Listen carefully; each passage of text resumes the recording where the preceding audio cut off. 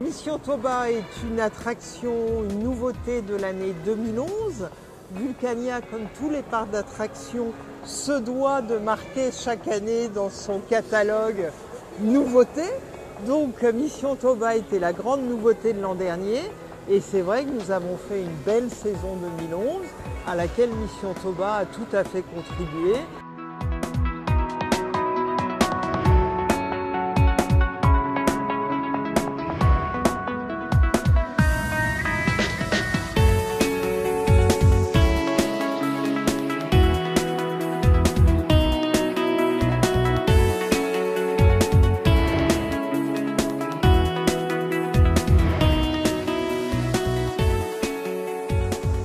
On est plus acteur, on se sent plus pris dans le film, comme si on y était, et avec la sensation de mouvement que dans le cinéma traditionnel, on est assis, on ne bouge pas, et là c'est plus agréable en fait. Les modules, les capsules, ça bouge et ça fait 3D et ça bouge en plus.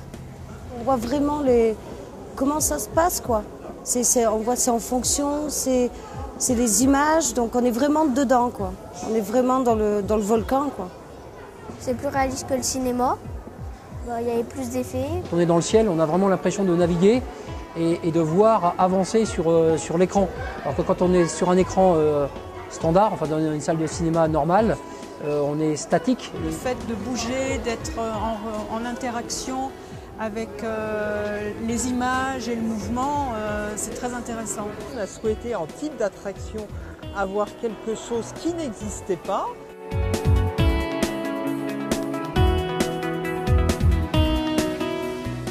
C'est-à-dire une projection à 180 degrés, donc avec vraiment l'impression pour les visiteurs d'être englobés dans le film, et des vaisseaux dynamiques, mais vaisseaux dynamiques dont nous souhaitions, compte tenu du thème, qu'ils donnent une impression de survol et non pas une impression de vaisseaux agités par les explosions, par exemple, qu'on a déjà ailleurs. Donc c'était vraiment nos exigences, ça, le film à 180 degrés et l'imprégnation, et des nacelles qui donnent une impression de survol. Et nous sommes tout à fait satisfaits sur ces deux points qui étaient les points clés de la prestation de nos fournisseurs. Bien évidemment, on les essaie même à différents stades.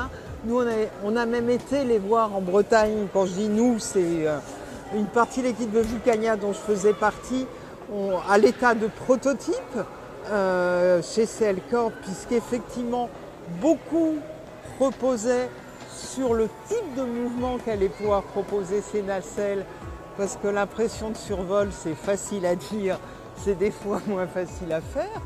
Donc on a vraiment voulu aller voir en amont si ça répondait à nos exigences. Une fois de plus, en type de mouvement, il y a une autre exigence qui est très forte pour nous sur un parc comme celui-là, c'est la sécurité.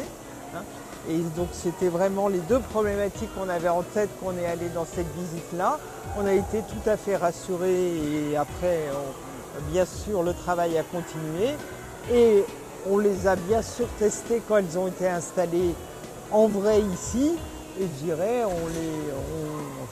moi, je dois remonter dessus quand même une dizaine de fois par saison. Donc je connais bien l'attraction.